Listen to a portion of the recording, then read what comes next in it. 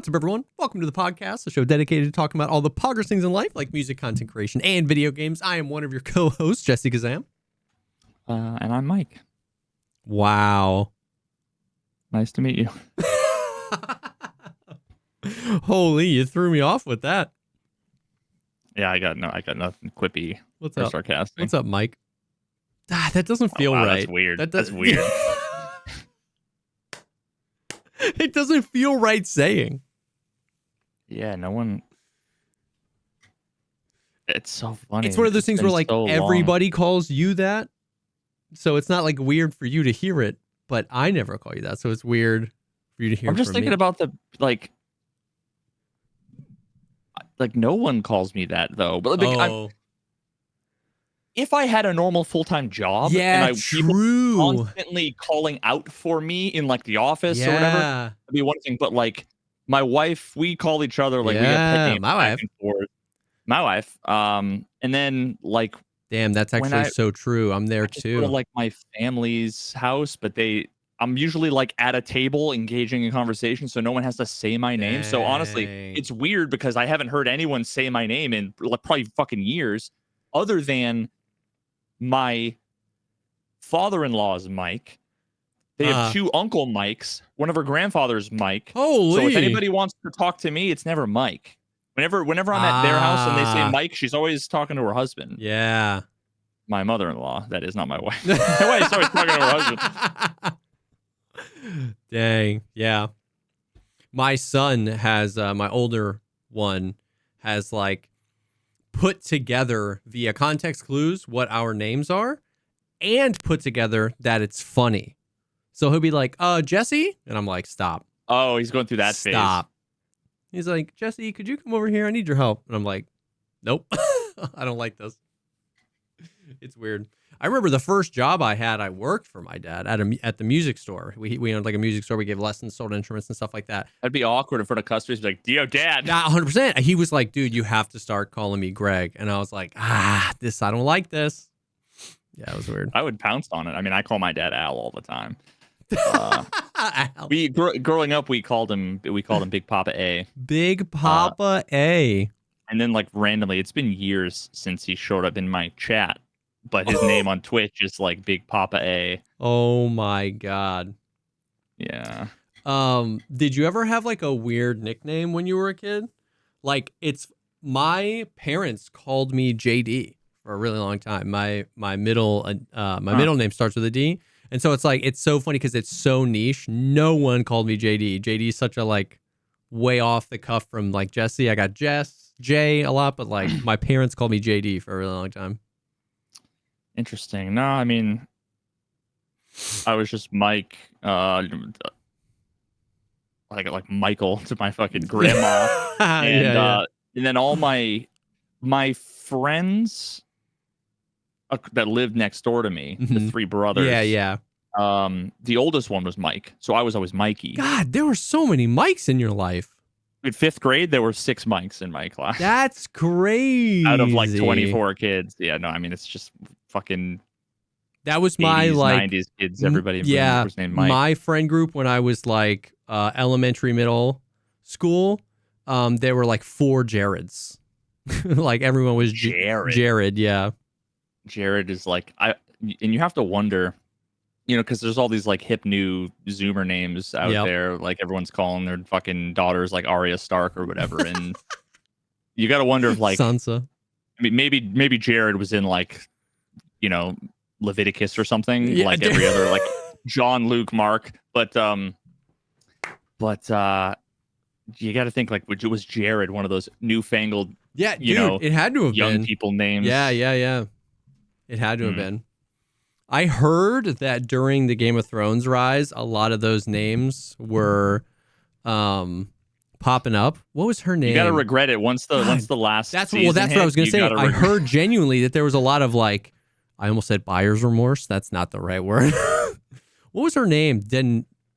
Daenerys. Yeah, there was like a big rise in that, and then Sansa. Arya is a good name. Like that's the most like. I do like. That's the most.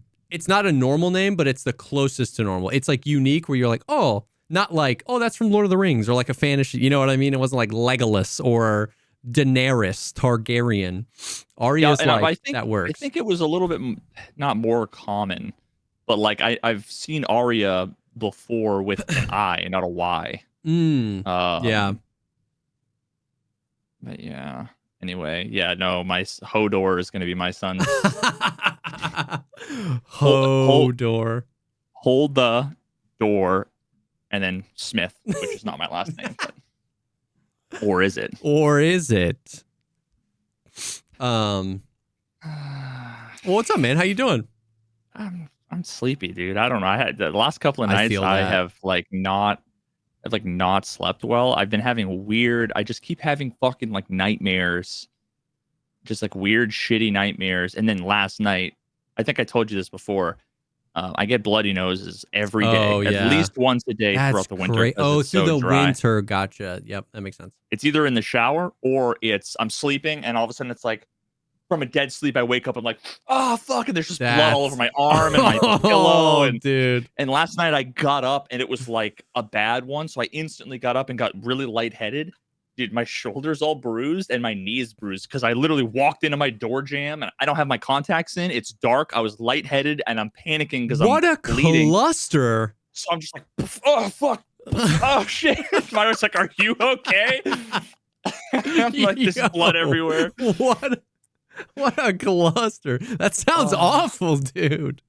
How do you get back to sleep after that? Like, you're awake, man. No, I mean, I pass right back out, but my wife is always mad. She's just like, there's blood on our pillowcase. She always gets new pillowcases. I'm like, ooh, that won't last. That's brutal, dude. Holy. Yeah, I need a Augustin to take with me. Yeah, stop the heavy bleed.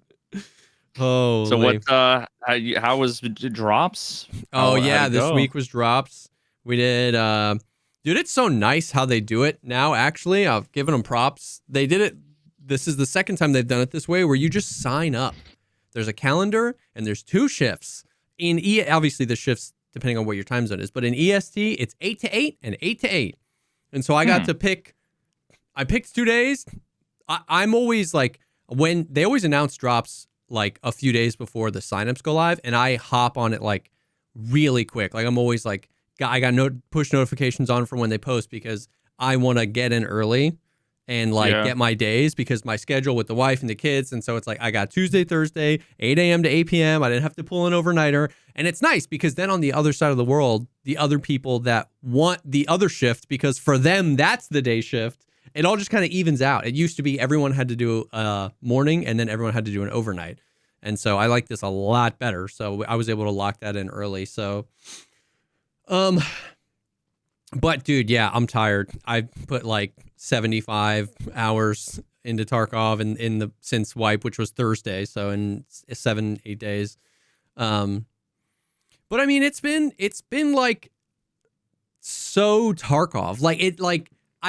There's no way to like say this. I don't even necessarily mean this as a slight. It's just been unremarkable. Like it is just a Tarkov wipe. Like, you know what I mean? And once again, if you're new and this is like the first or second wipe you feel ever done, there's so much like stress and anxiety and like losing all your stuff. You know what I mean? For sure. But this is just a Tarkov wipe. You know what I mean? It's just like, so we're just chilling. We're doing quests and we're like, you know, it's like, so we're running lots of customs and then lots of woods and then lots of interchange. What's it like doing bad rep evidence for like the 748th time? Like, because I did it 664 and that was enough for me, and you've done it like 19 more times. Yeah. I mean, literally just like dude, some of the ones, like some of the OGs, like that one, like marking the Tiger trucks, like all the customs one, BP Depot, the Bronze Pocket Watch, all these ones that were like that had been in the game for a while when I hopped into the game in 2018. It's like I'm doing these again, and it's not even necessarily like, it's a lot of those quests aren't bad. Like those like Mark III trucks, those are my favorite quests. You know what I mean? It's like I don't lose the markers when I die because of the special slots. I don't have to worry about RNG or whatever. It's like, sure, I'll do that. But But yeah, it's definitely like we're just doing this again. And so something I've been thinking about. So the wipe has been the wipe. It's been whatever. But something I've been thinking about a lot is just like how. So obviously the sentiment is early wipe is the best, right? Like to a large majority, a large portion of the Tarkov contingency. A large portion of the Tarkov player base. There's just this kind of like natural feeling that you hear a lot where like, oh man, early wipe is the best. And I think that in a lot of ways that's true. And in a lot of ways that's kind of cope. I guess maybe not cope isn't the right word, but there's just like a lot about the early wipe that that creates friction with the early wipe. For example, like we were running interchange quests today.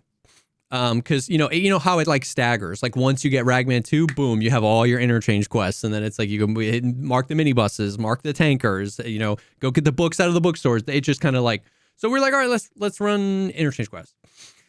And it's like something I've been thinking about a lot. It's like scavving and how scavs work.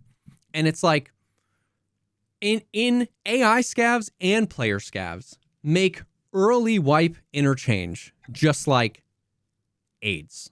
It's just like, I like interchange. I like running interchange. I like when I'm level 40 and I'm doing the quest where you just have to like kill PMCs, long line and interchange. Like I like doing that. I like that map.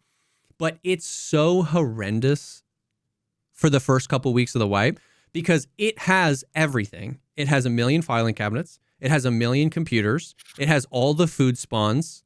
So it becomes a highly desirable place to player scav. And the way scavs work, once again, AI and player seem to conflict with everything I want to do on my PMC as in early wipe. You know what I mean? I want to take it slow. I got to hit all the stores. I got to, mark these things or get the manifests. And the amount of times where like, I was playing with Gino and then I was playing with Sneal where like, if your teammate dies, the best thing to do on interchange is run away from your friend's body and just say, sucks to suck. Sorry, you died. I have to go. Because the way they pace the respawn of AI scavs, the way they pace the respawn of player scavs, and this is something that's happened, I think, since you left.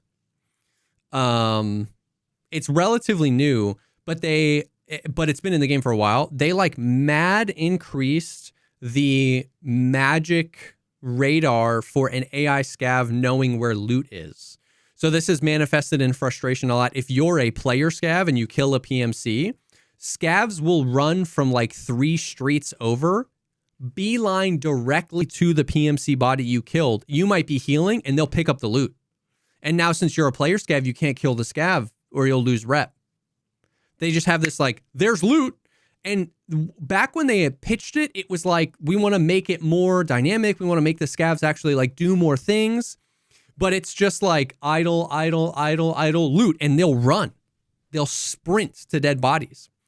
So we're on interchange. It's like, we're fighting, boom, boom, boom. Oh, Seal dies. But I kill the guy. I'm like, okay, let me heal and I'll get your body. And then you just hear stampedes worth of scavs. And you're like trying to heal. I'm trying to do a CMS. Oh, cancel. Kill that scav. Okay, let me start the CMS again. Then 2 player scavs show up. You killed them. Let me start the CMS again. Then more AI scavs show up. And it's like, at some point you run out of ammo.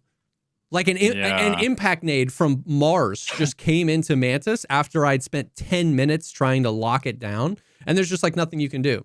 And so like there are situations like that seem where it's like, those are the moments where I go, early wipe sucks. But I also love early wipe. Like it seems like a couple of design decisions. It's like, I love that I'm here and I'm scared for my life and I'm using these scrappy guns and I found this scope and I was super hyped. Like I love the early wipe vibes. But when the ratio of like, when the line of people to player scav into interchange is 4 miles long and there's only 3 PMCs in the interchange queue, it makes me so like, it makes me lose my mind. You know what I mean? So. Dude. So it's like so I've been thinking about that a lot where like there are times where the design of Tarkov seems to conflict with early wipe and actually make, in certain situations, early wipe more aids. And then and that always kind of brings me back. So like, and then the other part of that is questing, where we've talked a lot about how linear the quests are. Like from wipe to wipe, they're just the same plus more quests. Like they might add more quests, but the OG quests never change. And your third wipe, your fourth wipe, your fifth wipe, that's kind of fine. You're chilling because at your fourth and fifth wipe, you're thinking like, oh, I remember this one. I remembered to keep the Ushankas, and you feel good. Your 14th wipe, your 16th wipe, you're like dying. And so I wish there was some, I know I'm just, this is not actual like feedback for BSG. If you're a listener, this is like, I'm on Planet Cope right now, but it makes me yearn for some like middle ground. You know what I mean? Like I love in the end wipe when all I'm doing is like running around in raids, surviving, like fighting or looking for things that I need or whatever. And I love in the early wipe the feeling of me not having an unlimited amount of resources for everything I want. And I wish we could smash those together. I hate that the early wipe is completely taken up by questing and like doing like the grind of doing the same thing over and over and over and over again. And I hate that in the late wipe, I just have everything. You know what I mean?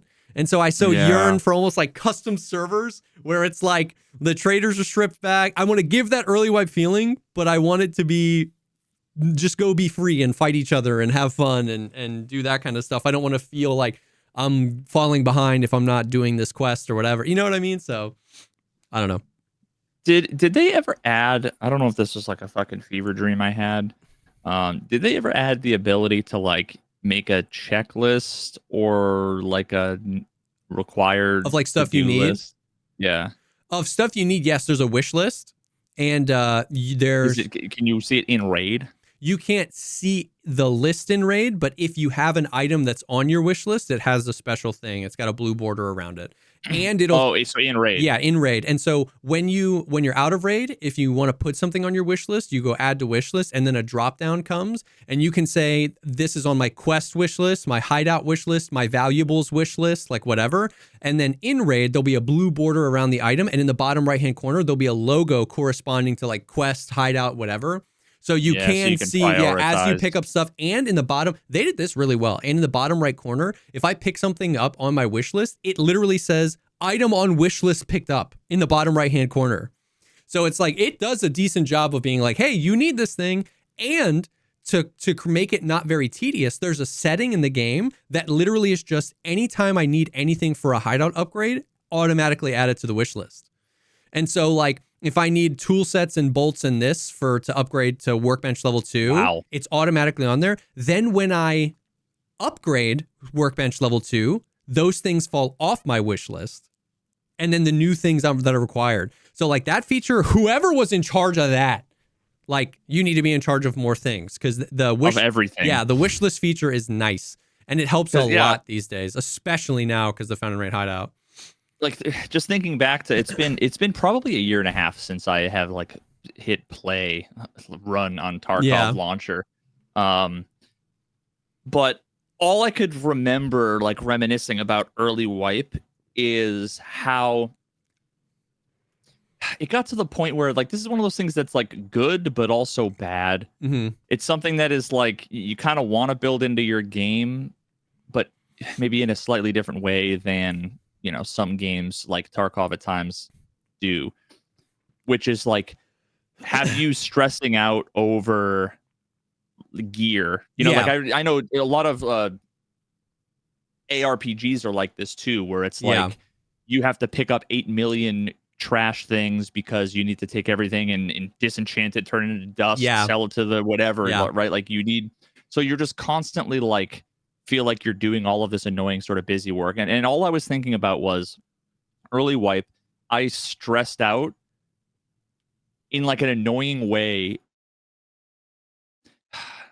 Basically, it felt like I was wasting time or not being as efficient as I could be if I wasn't doing like 3 quests at once. Yeah. I'm like, I need to go to the marked room and do a thing.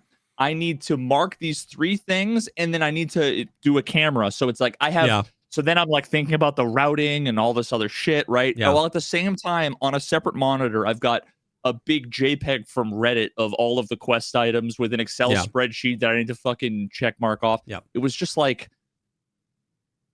it just, I don't know how to explain it. Yeah. That aspect of it, it's kind of a meta phenomenon that I don't know that they really intend, but that wasn't fun. Yeah. And I've got a theory as to why that is. I think so even before my time, the traders, we've talked about this before, so I won't go into it too much, but the traders didn't have much on it because there wasn't much gear in the game. It's been a very slow bleed where for 7 or 8 years at this point, anytime new gear gets added to the game, it gets put on the traders for sale. And so the pressure to level up your traders and level them up as fast as possible, it's been like a pot of boiling water. It just slowly heated up and more pressure because just like now everything you think about when you think of a late wipe kit, every piece of that is purchasable from the traders, so I need to level them up. And so I have always thought, like, we can talk about the economy and the found and raid hideout and the no flee and all that kind of stuff. And one of the points I made, I think last week, or maybe it was in chat, I'm not sure, was, remember when I was telling you about like the 2 schools of thought, the 2 sides of the coin are valuing your life or valuing your time. A lot of the people were like, there's so many things to get on the hideout. I don't have a whole lot of time to play. It's ass that I like, if I find this thing I need for the hideout and I die with it, I can't turn it in. The other side of that coin is a lot of people were really excited about the found and raid hideout change because they were like, now I care about my life more. Like I care about dying. And that's a core aspect of Tarkov. And that was actually a very convincing argument to me as someone who initially really disliked the change. Here's the thing though. If what we're chasing is valuing your life and valuing and being like scared to die, I think going the route of needing 763,000 items, like somebody actually did the math on everything. You need like 111 ES lamps. You need, I think, 96 to get a full hideout, 96 metal spare parts, like, 124 bolts. Like you literally need like thousands of items. I think going that way, you arrive at, I'm stressed all the time and I really don't want to die. And that might be the desired result. I think that's a tedious direction to go. I think I would love to go the other way in that the gear is what I don't want to lose because I can't get a Gen 4 again. And then if I find bolts, I can shove it up my ass, and if I die, I can still use it. Right? Like the gear I'm bringing in, if everything wasn't just purchasable from the traders all the time, you would feel that with gear and not just bolts. But that's the perspective we have, is like, oh, I don't care if I die. I can buy another Thor armor. I can buy another MDR. I can buy more 855. I can buy another scope. I can buy another flat. Like, so that fear has to come from the stuff you find in raid. And I'd like it to be more of a mixture. You know what I mean? So I think the primary difference between what you were talking about, those 2 things, right? It's one is the desire to stay in raid and use shit. Yes. As opposed to get out of raid so that you don't lose shit. Yes. Right? I found the alkaline and the 3 bolts and the light bulbs. Yeah. I've died in the last 4 raids. I really want to finish the hideout thing. I'm just gonna get out now. Yeah. Yeah, that was rough. And part of wanting to cram as much as possible into each raid was part of that was how annoying a year and a half, 2 years ago, the downtime between raids was, because it took forever to get into raids. There's 8 billion clicks. Just all the nonsense and the bugs and the bad UX that, admittedly, a lot has changed. I don't even recognize the traders and shit anymore. No, it's gotten a lot better for sure. So 100%. I had that. Yeah. I had that happen the other day where like I forgot I needed a ski mask with holes for eyes for So It Good Part 1. And it was so funny because this is always the example I use, but it is kind of a made up example, but this actually happened. The example I use is like, you're looking for the bolts. You've been trying to find bolts forever. You keep dying and then you spawn in and the first thing you loot is bolts. Now you want to get out of the raid, right? Like that's always the example I use. It literally happened to me.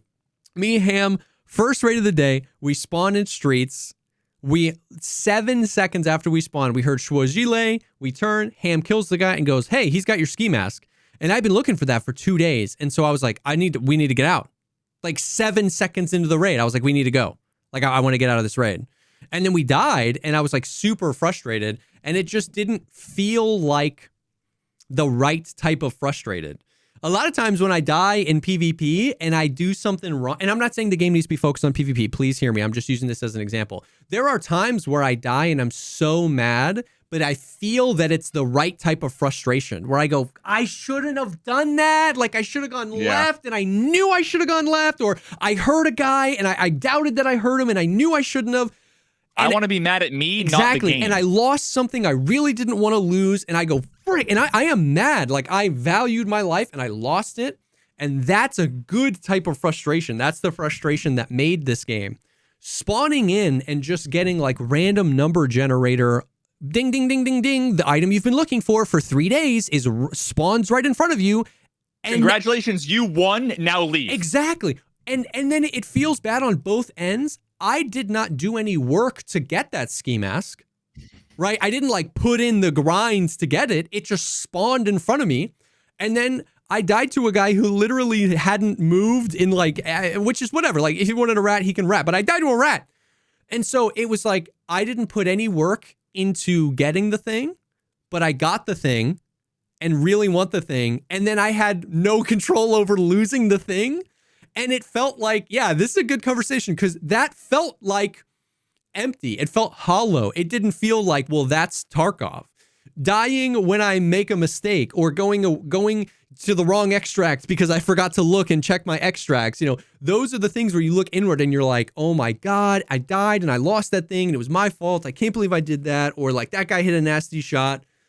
But to just have no control over gaining or losing the thing doesn't feel good. Now, to pivot, once again, the sentiment I was sharing last week was that I hated the thought of the the found and raid flee. No, the found and raid hideout. There's so many things they've changed. The found and raid hideout. I hated it. And now I am so glad that they did it. I still don't think it's perfect. I don't think it's in the spot it needs to be, but it's been 8 days and it really has changed so much of how the game feels. Like having no flea market. I'm level 33, not having the flea market and not being able and having to need everything found in raid has completely changed just how the game feels, how many things to keep track of. And it has kept it pretty fresh. But I hope, I don't think BSG listens to the podcast anymore, but I hope someone somewhere is just hearing the feedback that you guys are moving in the right direction. It's the found in raid system. It's the last domino. I never thought they would change the flea. Last wipe, they changed the flea. I never thought they would change the economy this big. This wipe, no flea, found in raid hideout. They've changed the economy upside down. The last thing hanging on, pulling your game down into suck, is the fact that design-wise, design-wise, is the fact that you're still shoving everything through the binary of found in raid or not found in raid. And a great example of this, the only things in the game that feel great right now are barters. So for example, to get the Holodilnick fridge, you need 10 hot rods, 5 tarcolas, 5 herrings, and 5 cans of squash. Normally at this point in the wipe, I would buy them all off the flea and just do the barter, right? The barters are just like buying something with extra steps. That's what we always said. Well, barters don't have to be found in raid items. So I get these little dopamine hits when I find a hot rod and I shove it into my secure container. And I go, ooh, one more. and I can keep playing the raid. Because if I die, that's the closest you get to being able to use something and not found in raid. Yes. Yeah. And so when you find the last herring you need, you're like, I'm so excited. When we're done with this raid, I got the fridge. And then you get out, whether you live or you die, and you barter for that sumbitch, and you're like, hell yeah. The barters feel so good. And it just like, I've quadrupled down on my thought that like quest items and hideout items need to have their like found in raid needs to just genuinely mean found in raid. It was generated by loot pools. Like it would feel so good.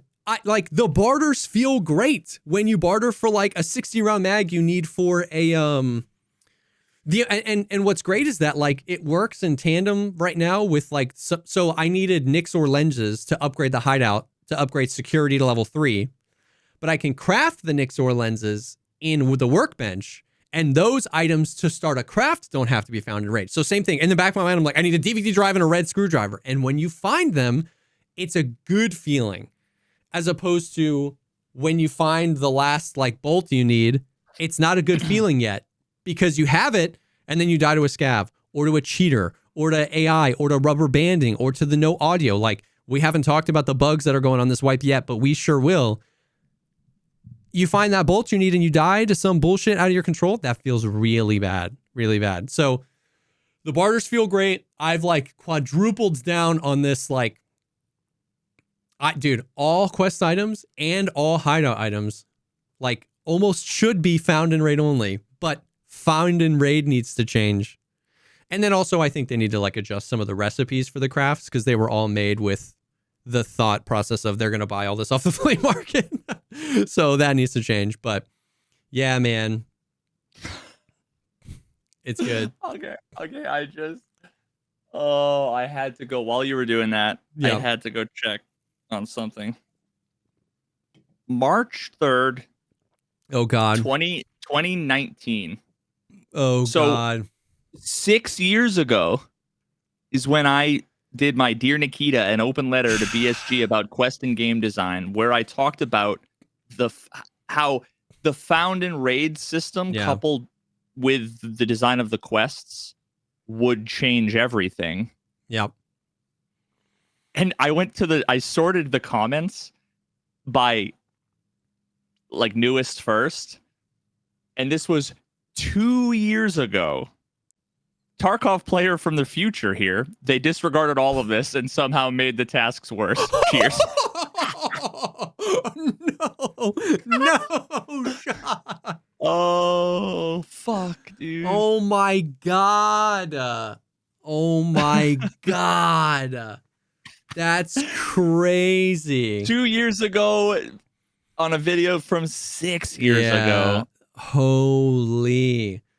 Oh, now, this is the stuff that gets me the most fired up, because we can talk about audio, we can talk about netcode, we can talk about things that I don't understand, and I have a hard time going crazy on those things because I don't understand them, right? Like, I don't understand the tech behind them. This is the stuff that gets me fired up, because, like, this is just design. There is no technical limitation you can hide behind. You can't be like, yeah, I know we really want to do that, but like Unity, this is like purely design. These are like text files. Like, you can change these things. And the feedback has been out there for years, and it's still consistently there.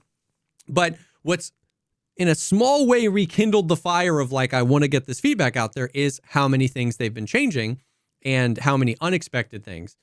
But like, it will be a huge, in my opinion, it will be a huge disservice to the game if they don't adjust found in raid. They don't need to get rid of it. We've hounded this down. It was understandable that they had to put a system in place. They really just didn't think the flea market through when they added it. Like the flea market immediately broke the game. Like every aspect of the economy and the quest design, it broke it, and they didn't think it through, and they rushed to put together found and raid. They also didn't think that through, but nobody was denying it was needed, right? Like people were just buying their way through everything, every task, it was crazy. But there is a system out there, and that's what makes me so sad is like we've talked about this a lot, the binary where like 90% of the community, 100% of the Twitter Tarkov community, they can only see the binary of like go back to how it was or keep it how it is. And those two teams fight, and they all fight because they think of, Tarkov was better back then, or it's better now, or you're ruining it, or no, you're ruining it, or this streamer's ruining it. And it sucks because for what Tarkov is and what Tarkov wants to be and how Nikita talks about Tarkov and how the staff talk about Tarkov, this middle ground idea that's been floating around for years now is so much more in line with it. You have to go do the thing, but there's a little bit of forgiveness in the secure container. It makes you want to stay in raids longer and then find more things that you can't fit in your container. And now you do have things on you that you risk, like all this stuff we've talked about. So like, if anybody is out there freaking listening, I just like implore you, you have to take a look at the Found and Rain system. It's like, it's the last thing and it's the biggest thing. And it gives you the most flexibility. You know what I mean? To do whatever you want with everything. But wow, I don't even know. Do I read? Do I read what no. Uneventful just said? Oh, that's so. Yeah, I mean, fucking what? What? So I've lost all so this is someone in chat said, I've lost all confidence in the BSG devs. One of the devs was in Airwing's chat the other day, and Airwing criticized the audio and Found and Raid stuff, mentioned that I did a very good job covering, a very good video covering it all in depth, and the dev responded with shit talking me, Veritas, and deflecting. Nice. Hell yeah, dude. Yeah, I mean, they and there it is. I was floating away on the balloon and just popped it. Yeah. Whatever. I don't want this to turn into a shit on BSG fest. I do not believe they will take the feedback. The kindling, the tiniest spark was there because they're making these big changes. And yeah, exactly. It's like, I know they won't, but I wish they would. That's 100%. Yeah. Like, yeah, it's just. Jesus Christ, dude. Yeah. But that's the thing, right? It's like, it's all been out for so long. It's not like new. That's the thing. It's not new ideas. It's not like, oh, they changed this and that made me think of this. And like, we should get this to them. It's like, it's stuff that's literally been out since 2019, 2020. And what is so fascinating about it is that every change made to the game, in my opinion, only like nothing has happened to the game that's made me go, ooh, I don't know if that idea would work. Everything that's happened to the game since 2019 has just made me go, we really need that. We really need that. We need that more now. Actually, now that you've done this, we need that even more. Does that make sense? And so it's like, that's what makes it so painful, is that at no point have they been like, oh, well, they did it a different way and now it works. No.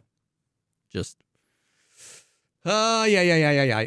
But I will say that a lot of people are, well, it's obviously very divided. A lot of people are really just like enjoying a shakeup to the economy.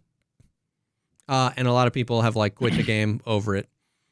I am worried that when the flea market drops next week, like 90% of what makes it fresh will just be gone, because you won't be able to buy things to upgrade your hideout, but you'll be able to buy everything you need for the crafts, and you'll be able to, and I'm pretty sure you'll still be able to just like flea market arbitrage, sell stuff, buy stuff from the trader, sell it for higher, buy low, sell high, all that kind of stuff. So I think the economy will kind of resume to like mostly normal in the next week, but we'll see. Apparently they changed it so you don't get the flea market at level 15 anymore. It's just the 2-week thing. Like next Thursday, if you're level 1 and you start the game, you'll have access to the flea. And the reason we think that is because on PvE right now, some people that play PvE reset their account to kind of like come along with the wipe, but they all have Flee at level 1 because the PvE servers have been up for longer than 2 weeks. Does that make sense? Like they never wipe. So everybody has it at level 1. And so we're like, oh, I guess that's level 1 Flee. So I think that's what's going to happen in a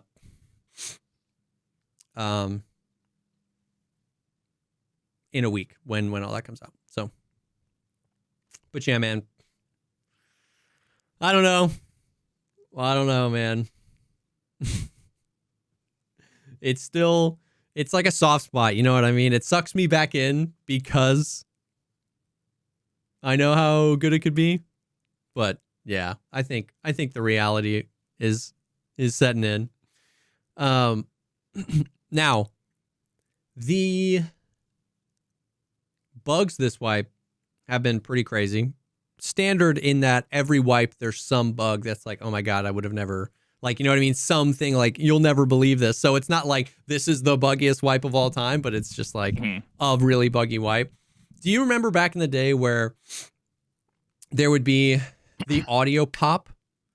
It would just pop and that let you know somebody had crossed the threshold into your hearing distance. I remember you talking about it a lot, and I remember seeing one clip of it, but that was never in the game when. Okay, it's back, but with VoIP.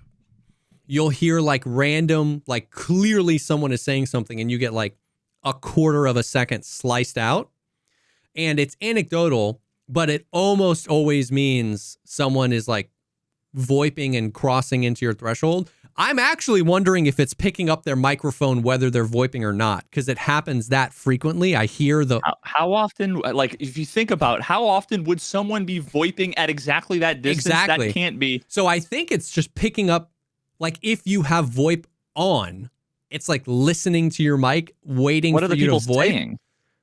You literally can't hear it. It's they're just like, Mom, mac and cheese, blah, blah. No, it'll just be like you don't hear anything. It's just like you hear like a syllable, but it's clearly a human being.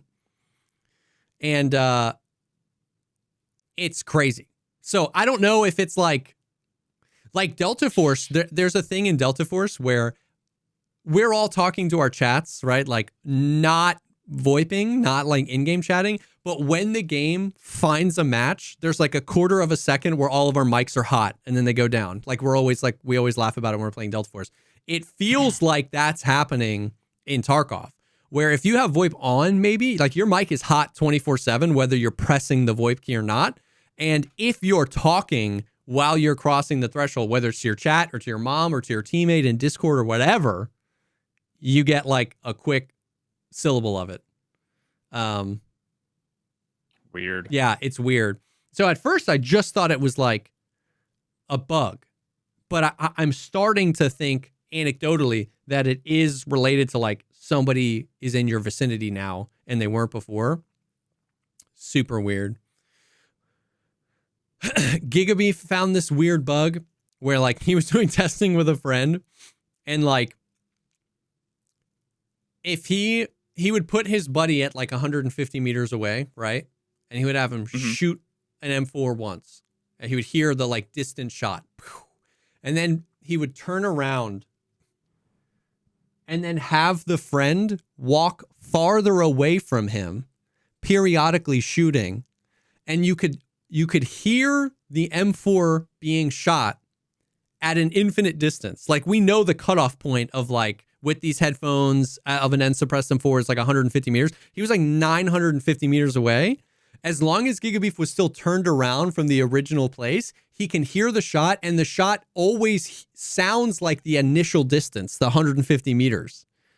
But then if Gigabeef turns back around and faces the guy, the shots are silent. Wait. Why? Wait, why would that be it? I'm so confused. I don't know. Like, since... I don't know. What? No, what the fuck? I don't know. Dude, there's no explanation that I could think of off the top of my head other than fucking too much marinara sauce on the spaghetti. Like, I don't. Dude. It's a spicy meatball. It's a spicy meatball, dude. We have a ton of audio bugs right now. Like, like crazy. Like you'll just be walking and then for some reason this ground texture, like you're outside and it's like crunch, crunch, crunch, snow, crunch, crunch, crunch. All of a sudden, if your eyes closed, you're in a well. It's all of a sudden the squad is like crunch, crunch, crunch.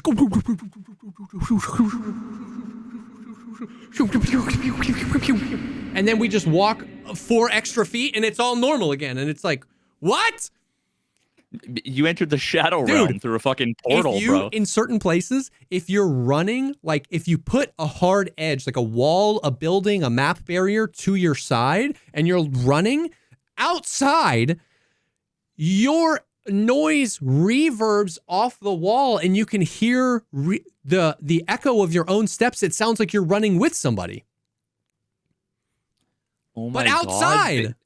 So they have what, occlusion? Yeah. Like layers on the cube border of the map. Yeah. And something. It's super weird. A bunch of times, dude, like we'll be in a firefight, bang, bang, bang, bang, bang, bang, bang, bang, bang, and then somebody shoots and like a nuclear bomb explodes and it's just bass. It just goes.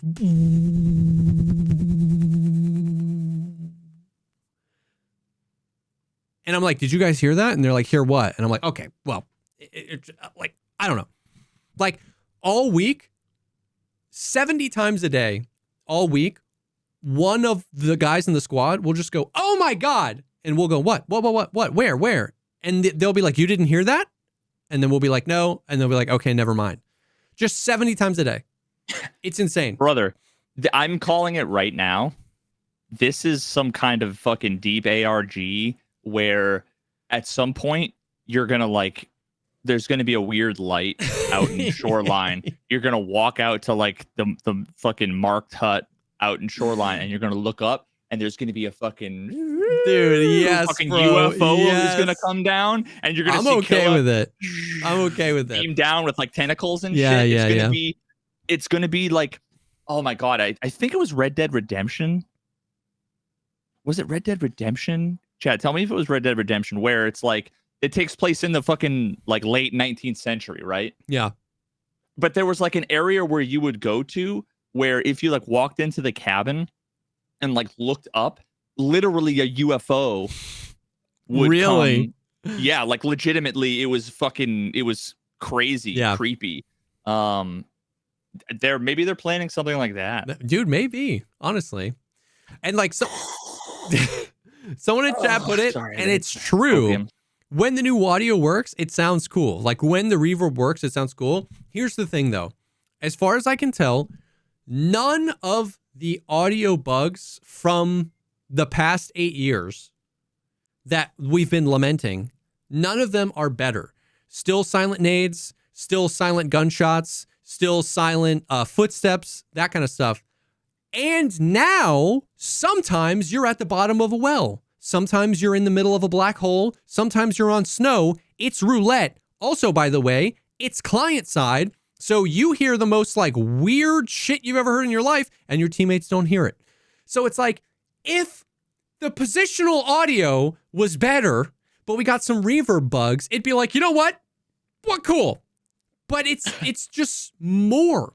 It's more audio bugs. Can we step back to fucking, I don't know, was it 4 years ago, 5 years ago?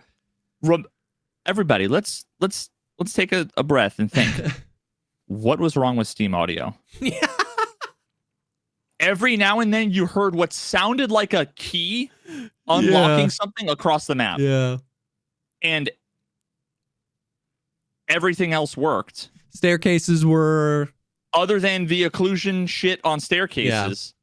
Which was not Steam Audio because it still exists, right? Hindsight 2020, the community does agree we done goofed by hopping off of Steam Audio. It was the best. It was the best we'd ever had, for sure. There was like, if all the energy they had put into moving from Steam Audio to whatever they did after that, and then from whatever they did after that to Oculus, and then from Oculus to the new Meta. If all of that had just been put into fixing the few things that were wrong with Steam Audio, we'd be cruising, bro. We'd be cruising. But I still remember, and it's in a video. somewhere. I don't know what video, one of my highlight videos, where I spawn a glass hallway in factory. Yeah. Run towards the like 3-story area, right? Yeah. And I'm walking towards the doorway with the little staircase. Now, this was before there was a first floor. Yeah, yeah. And I remember hearing like, fucking one of the scav voice lines. I couldn't think of the Atopapabum, whatever shit they said. And I was like, oh, he's on the 4th stair. Yeah. Above me to the right. And I literally pointed my gun towards it, strafed around the corner, up the staircase, over the landing, and the guy was right there. And it was like, and I remember that was 2019. The real unsung hero of Steam Audio was that the bugs were consistent. So even if something was scuffed, you could learn it. You know what I mean? You could be like, oh, I know audio gets weird here. If I hear that, he's got to be there. But everything since then has been like just a D20 dice roll on, are you going to hear it? Is it going to be in the correct ear? Is it going to be the correct distance away? Is it going to be the correct vertical audio away? And I have in the past 48 hours, right? I did a 12-hour drop stream yesterday, and then I did like a 7-hour stream today. In just those 2 streams, I can show you a clip of me looking at a PMC running at me 4 feet away from me, no audio. I need to see this clip. I can show you a clip of us outside on interchange, and Hambino is, in front of me, kissing distance from me, and all of his audio sounds like he's three concrete walls away. And I said, jump, taunt, shoot. So I was just going through each of the different audio cues. I'm looking at him. It sounds super far away. We are running together. It sounds like he's a PMC running super far away. As soon as we both cross the threshold from outside into inside, the audio fixed itself immediately. We walk back outside a different way. The other side of interchange starts up again. Everything I hear from myself sounds like it's right in front of me, but everything I hear from him, gone. I can show you a clip. Oh, I have multiple clips of me either dying or getting shot, but I don't hear anything. So I was in a fight. It was like me, Hambino, and Gino. Gino died. So me and him were fighting this guy. And I went on a long flank. I was like, I'm going to try and support you. We think he's up here.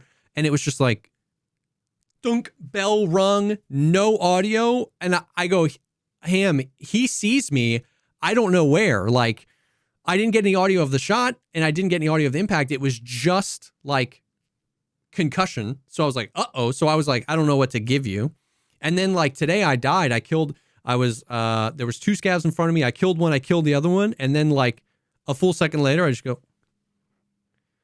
And I was like, maybe there's a 3rd scav. Maybe there was a PMC. I don't know.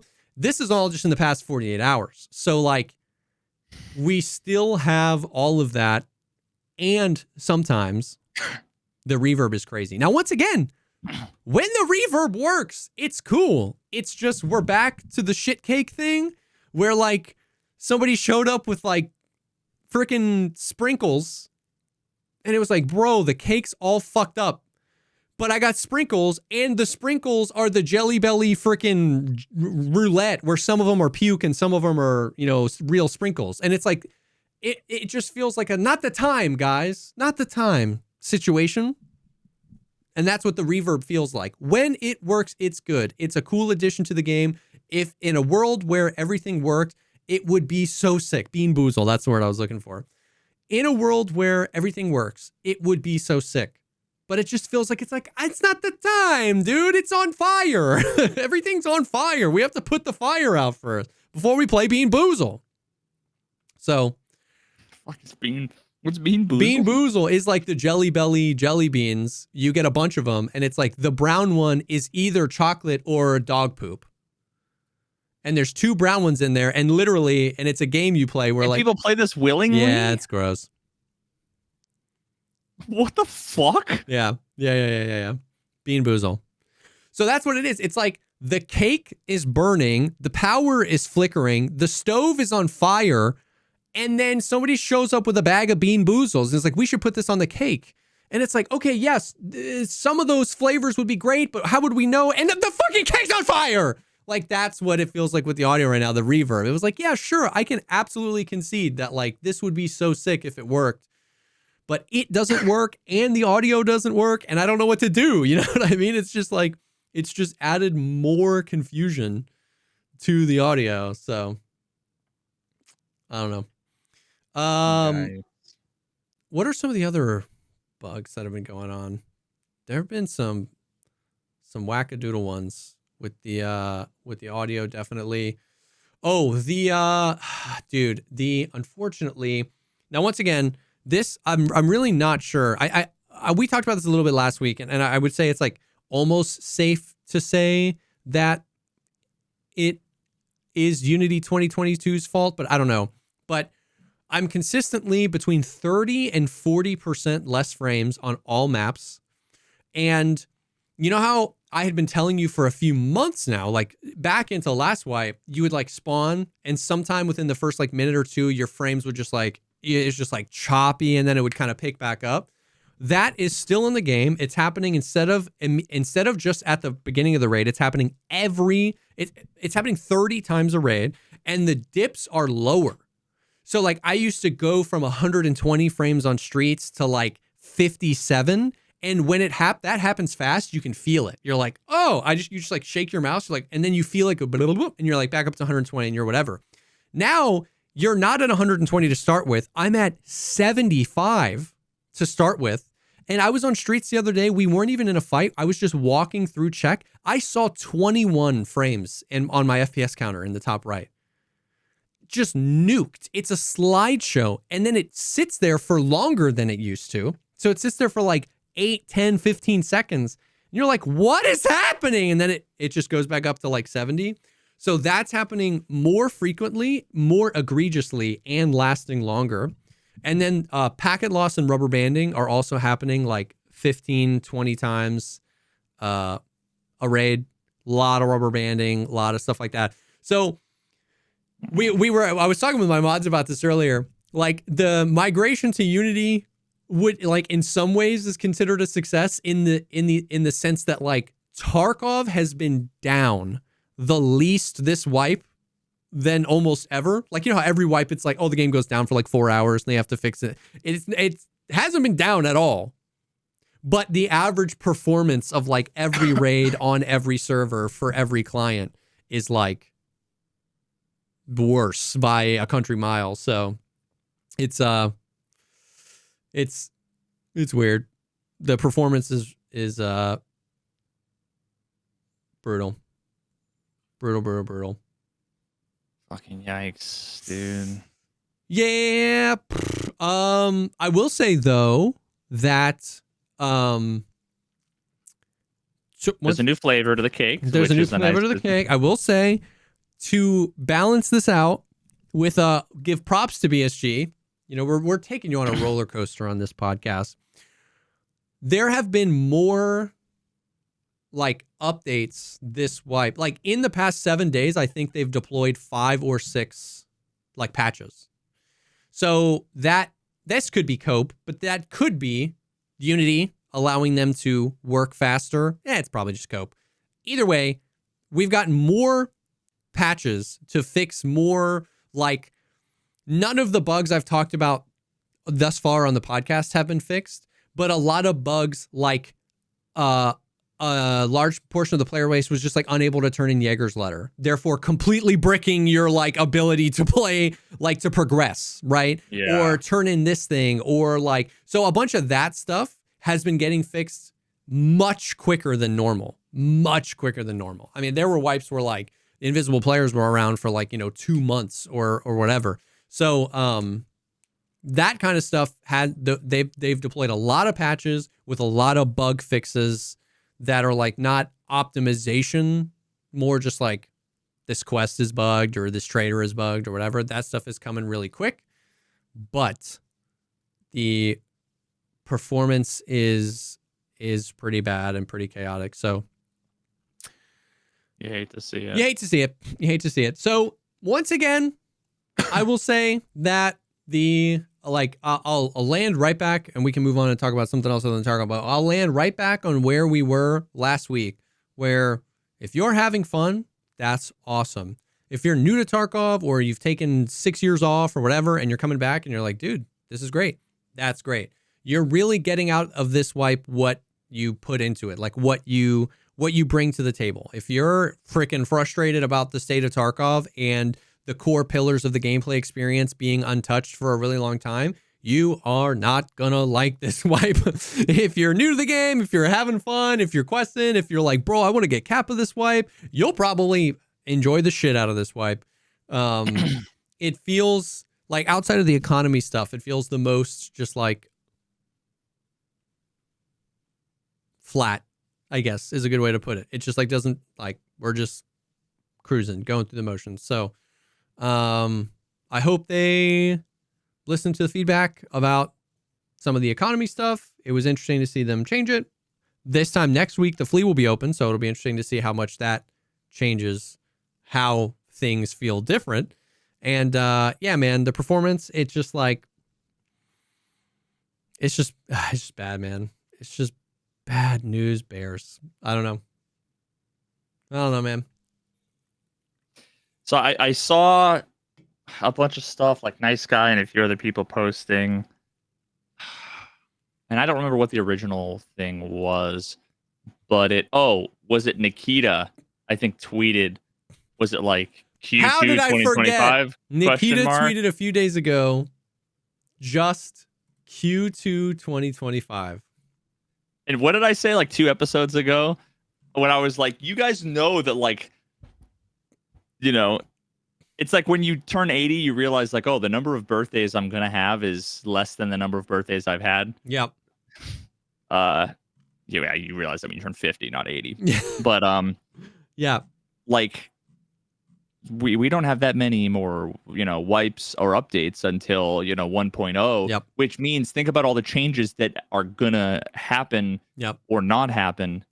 Like what we have is basically 1.0. Yes. Dude, like for all intents and purposes, it's this analogy you did last week where you were like, here's where we are. This is always where we picture 1.0. And this whole time we've been thinking we've been doing this, when in reality we're doing this. I've told that to like 5 people because I've been trying to explain that sentiment to you for like a few weeks on the cast and like didn't know how to work. And you just like nailed it. It was like, exactly. It's like, this is it. Oops, all berries. Surprise, you're at the 99-yard line. Like, it's not going to look different. Yeah. And I think that like, that is a hard pill to swallow, because some of the reason we've been doing this is because we love the game so much and see it so far away from like fixed that I want to push when 1.0 is further back. Like, you know what I mean? There's part of us that kind of rag on BSG like this game will be in beta for years, but then there's a part of our monkey brain that sure as shit hopes it's in beta for a few more years, because this can't be it. And I think that's what almost like sours it to see Nikita tweet that. Now, he didn't say 1.0, but it's obviously the undertone there, because that is the like confronting that where you're like, oh, it is just going to be this with Terminal. That's it. So, yeah, man. Yikes. Yeah. 1.0 Q2, because Q2 2025 is like June. Like that would be the wipe. June, July. We always have a summer wipe. January, February, March, April, May, June, end of June. That's normally where the wipe is. Last few years it's been pushed to like August, but normally we used to get it in June, July in the summer. So that's next wipe. What? 0% chance. Like, that's crazy. So, I don't know, man. I like...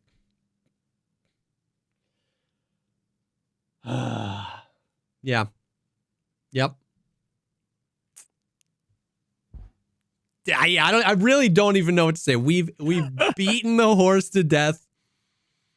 You know how much I want, you know me, you know how much I want to be like, I can fix her. You know what I mean? It's going to be okay, but this is it. This is it. If you love this game how it is today, I think you're going to like 1.0, but I don't think 1.0 is going to be the savior. You know what I mean? Yeah, someone said that's a shitty pill to swallow, but it's like, dude, it's freaking, that's where we are. So I don't know. That is the Escape from Tarkov stuff. I don't mean that. I don't mean that I think that Tarkov's going to just like immediately croak over and die when 1.0 hits, but it's just not going to be what a lot of people think it was going to be. So I don't know. Are we going to see the Veritas return arc at 1.0? Let's say May comes around and we get like a big 1.0 trailer and you were like, damn, this is it. Storyline quests, terminal, 4 pages of patch notes about how they improved performance. They fixed the audio just like we get every wipe. Would you just boot it back up just to like see? I would. As long as the 1.0 trailer shows it as like a roguelike deck builder, then yeah, I'm all for it. If it's a hardcore FPS realistic simulation, I'm good. I think. Damn, you had me in the first half there. Not gonna lie, I'd be like, oh hell yeah. I don't. There's no. It really does, and some percentage of the audience will feel to their core what I'm about to say. Mm-hmm. Some won't get it at all, and it's outside of their control. And I think there's like a Wizard Chan website for those folks, but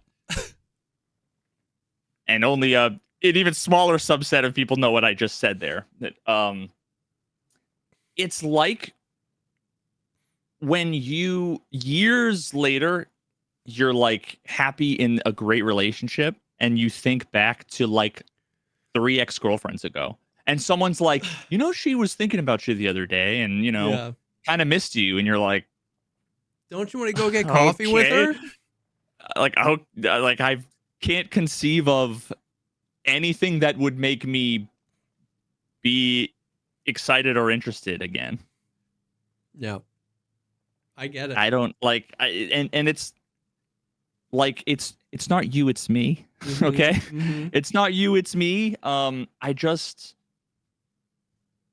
don't know, man. Like, yeah, the genre doesn't even like. They could make someone could come out tomorrow with the Rockstar could come out with Barkov, okay, and it could be the greatest ever Rockstar design. And I just like I don't know that it would have me. And I think that's what a lot of people, because I get asked like 17 and a half times a week when you're coming back. Like, that's more than I get asked. Yeah. I get asked a bunch. Yeah. But like I think I get asked when are you going to get Jesse to play Diablo? Yeah, or when are you gonna get yeah. Jesse to play Binding of Isaac? And I think that's what like gets lost in translation, because obviously I come to like bear the baggage of playing Tarkov all week to the podcast, and then you meet me there and we talk about how like this thing could be designed better, and you're like, I had an idea for this. And I think what people get lost is like you not playing Tarkov. It's like the Unheard thing, right? Like me not liking the way they did Unheard is not like immediately boycott it, I'm never playing it again, those guys are like literally scum of the earth, uninstall it from my computer. That's a huge step. And you not playing Tarkov is not like on principle a rejection of these things, and until these things are fixed I shan't return. Like some part of it for you is just like, I don't want to play shooter games. Yeah, I played that game so much that I'm over specifically that game, but also no shooters. Yeah. And I think that's what a lot of people miss. Is it's like, I don't think it's like when they fix Tarkov, he's going to come back. And that is something I've said before, is like, I think if another game released like a perfect Tarkov, I just don't think that's where he's at. Like, you know what I mean? Yeah, and I mean, another important part that I don't know, maybe I'm kind of downplaying is the mental health aspect of streaming that game to this community. Yeah. If I didn't have so many strongly held opinions about the way things could/should be done, Mm-hmm. if I didn't want to constantly voice and share those opinions, Yeah. and if the internet as a whole, right? When I say the Tarkov community, I mean like a very loud yet annoying subset. Yeah. If they were capable of being fucking adults, Yeah. and disagreeing gracefully, or Yeah. then it might be different. Yeah. But the community is largely the game plus the developers plus the community plus me Yeah. together was a fucking toxic Yeah. relationship. Again, there are plenty of people who don't know shit about game design. They don't care. They don't have any ideas. They might just get like upset and whatever, and they just go, "Oh, this game is frustrating." But when I get frustrated, I'm like, "What's frustrating about this is A, B, and C. And if they just did B, whatever, then things would be better." And then people go, "Oh, well, this is this," and then I have to engage in the conversation. Yeah. And here's the deal. This is a little bit of a side rant too, but it's important for context. So many people confuse me, my tone of voice, my attitude, the way I respond to people, as I have so big of an ego and I can't handle when people disagree with me. And it's just so far from the truth. Yeah. The people who say that, you're acting like flat earthers. You're not listening to reason. You're not actually looking at the evidence. You're not actually, because what you'll see in all of those examples is that people disagree with me and they're toxic assholes. Yeah. If someone like, okay, I'm obviously not like a right-wing Republican. Wait, what? I own a bunch of guns. And I'm fiscally, you could maybe say libertarian, conservative, whatever, right? But like, if someone wants to talk to me about how they voted for Trump, I'm not instantly going to be like, "You're a fucking terrible degenerate," whatever, blah, blah, blah. But when they say, "Well, that's why Trump's going to get rid of all the stupid Mexicans from the blah, blah," that's when it's like, "Oh, okay, well, you're a fucking clown." Yeah. It's how you disagree. It's not that you disagree. Yep. So part of the vicious cycle. Yep. And I'll get off this rant quickly because I hate being here. Part of the vicious cycle is that I have valuable, valid feedback, and if you disagree, fuck you. Everything I've ever said about Escape from Tarkov has either come true and people loved it, or didn't come true and now they're begging for it. Okay? I've got so many more fucking W's than L's. And if you disagree, then your head's up your ass, and I don't know what to tell you, okay? It always came from a place where I cared about the game. I wanted it to be better, and it came from a place of being informed about game design and about software engineering. Yep. Some of it was subjective, some of it's objective, okay? But I forgot where I was fucking going with all of this.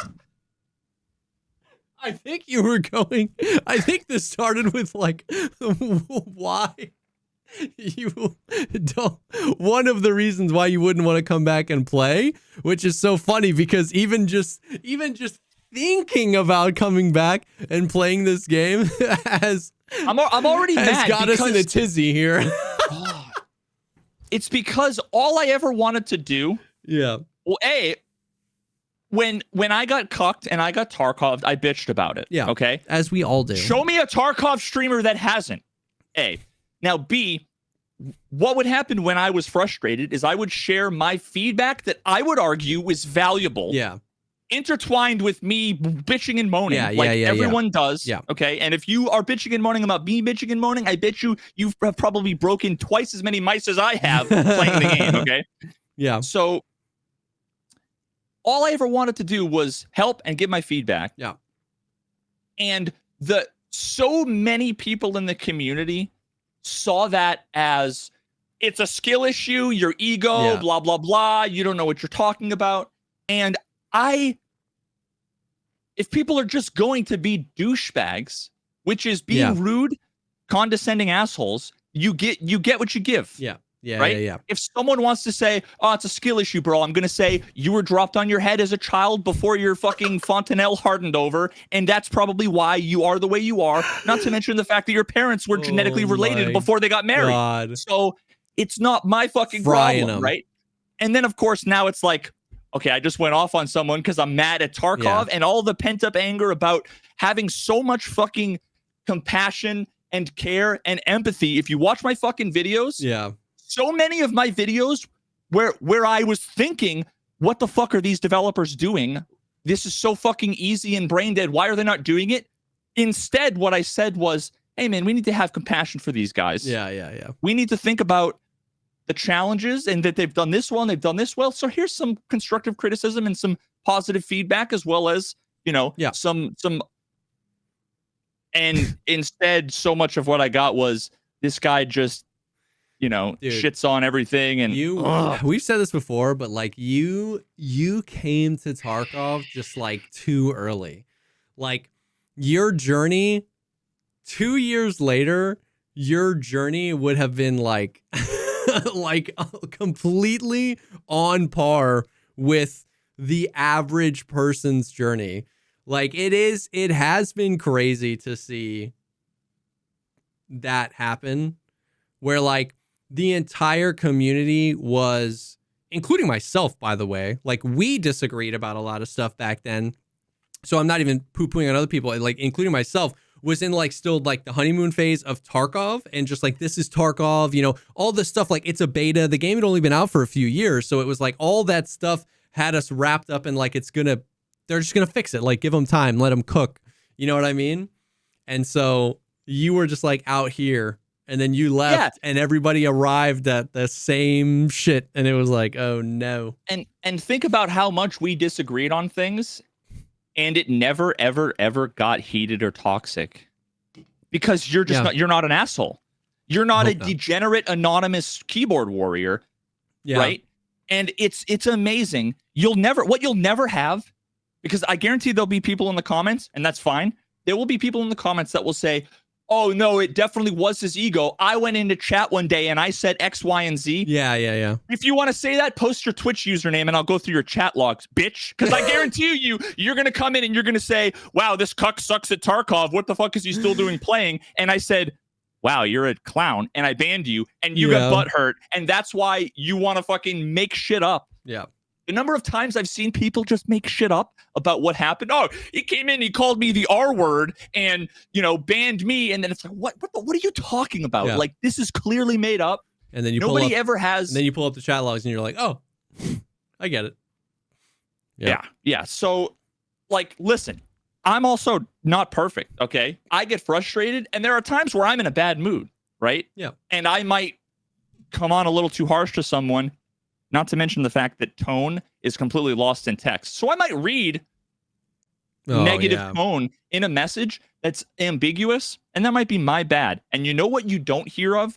You don't hear of I would probably say half a dozen times where I realized later what happened. Yeah. How many streamers do you think have ever found a way to contact a Twitch user off of Twitch to DM them and apologize for a misunderstanding? How many do you think? Is that something that someone with a massive ego does? No. Like, I'm a human. I make mistakes, right? But the fact that this was a thing that happened daily. Yeah. When I played Escape from Tarkov, and it all stemmed from me wanting to share my knowledge, opinions, and feedback with a game that was so frustrating. Yep. That's probably 85% of the reason why I don't want to go back. Because that ex-girlfriend 3 girlfriends ago, we did meth together. You know, it's not just I'm over her, it's that we did meth together. And I don't want to go back to being a drug-addicted fucking alley crawler. Yo. Wanting to blow somebody for a dime bag, right? Damn. I don't want to go back there. Damn. So there you Listen, go. I get it. There's my rant. I just PTSD'd. I do.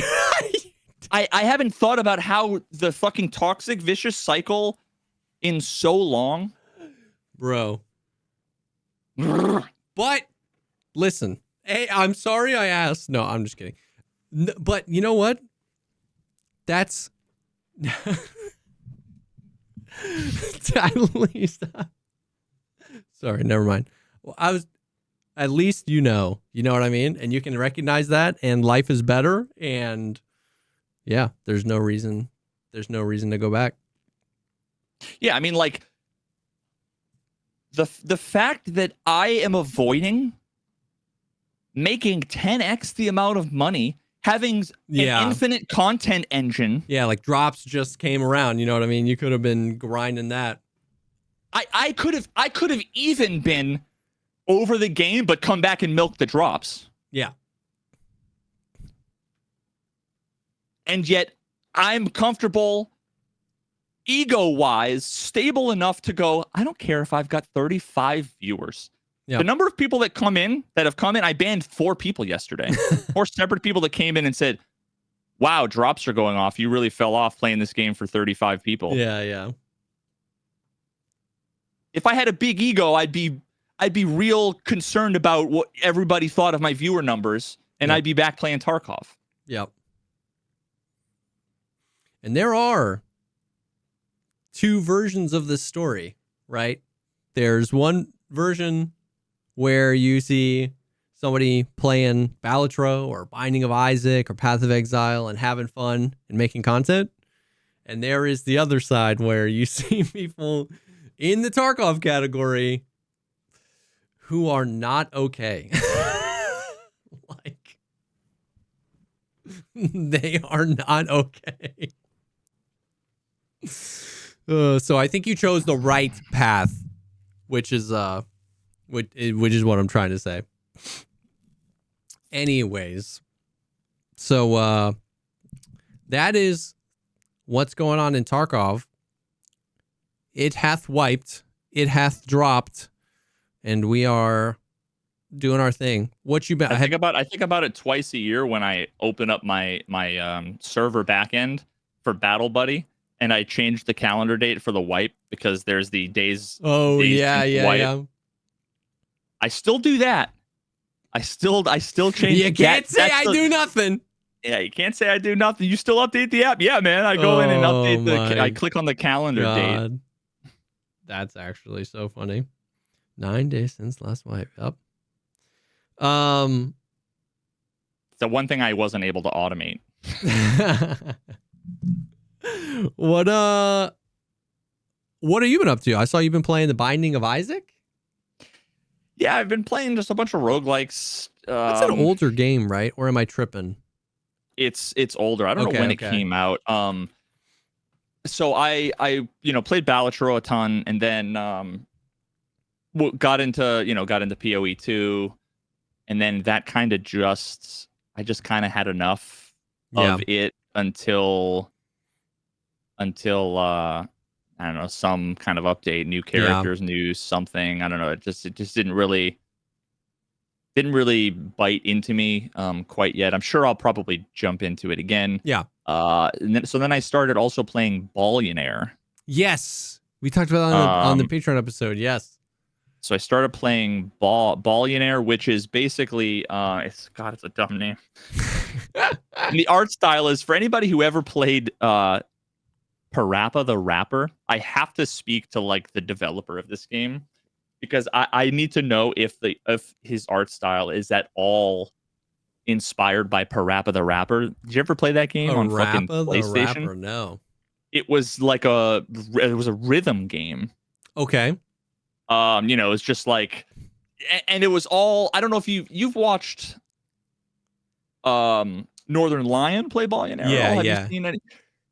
You see like the kind of character on the home screen. Yes. He looks like paper, kind of. He's like 2-dimensional.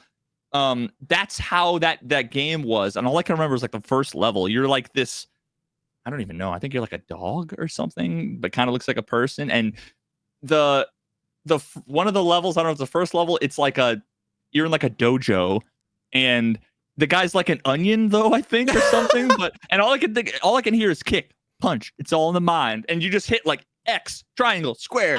Dude, it was such a banger game. That's great. It had that kind of 2-dimensional paper thing. Anyway, total side note. So what that game is it's a rogue-like Plinko game. Yes, Ballionaire. Or is it Pachinko?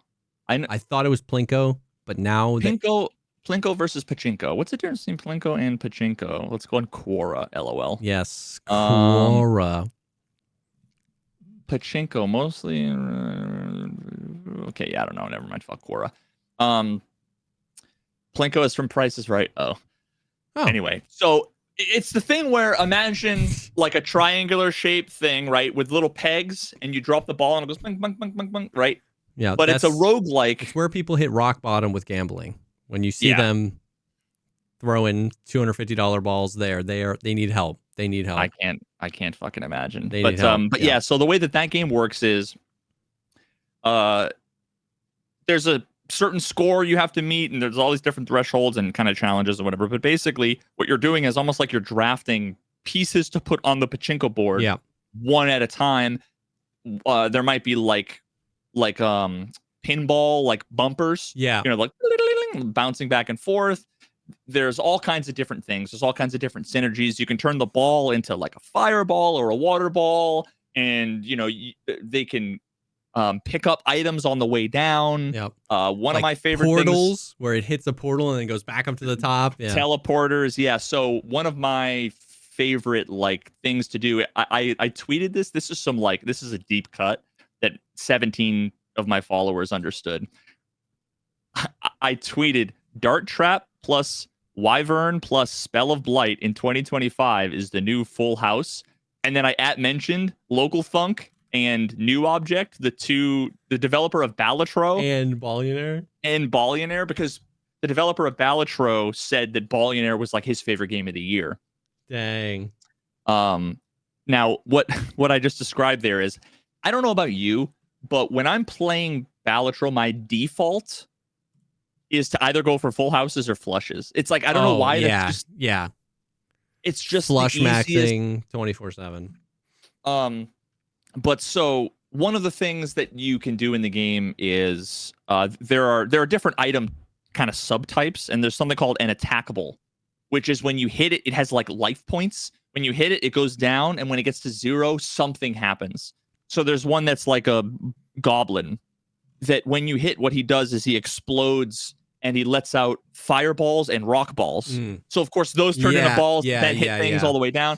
Now one of the things you can do is there's a sword. So you can put like the sword all the way at the top so that when it drops, it hits the sword every time. Like it's at the peak of the triangle and it goes, boop. And then from there, it's RNG as to where it goes. Okay. Now when the sword is a God, now I forget what it's called. A carryable. What that means is it's like connected by a string, and you can have like an infinite number of things that are connected.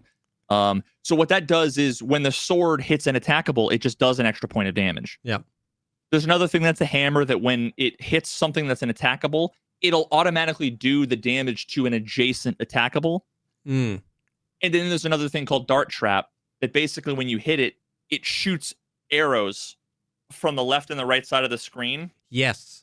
So, what I'll do is you'll have like the Wyvern is like it's this dragon head thing that when you get it all the way down, you get to pick a spell, and the spells can do all kinds of things. But it's a synergy that having like 2 dart traps on the end and then a bunch of goblins and like, Wyverns and whatever, you're constantly exploding, hitting the other things. It's a very satisfying it can get dopamine. it can get very like dopamine heavy where the screen is just exploding and you're seeing points rack up and you're like, oh yeah.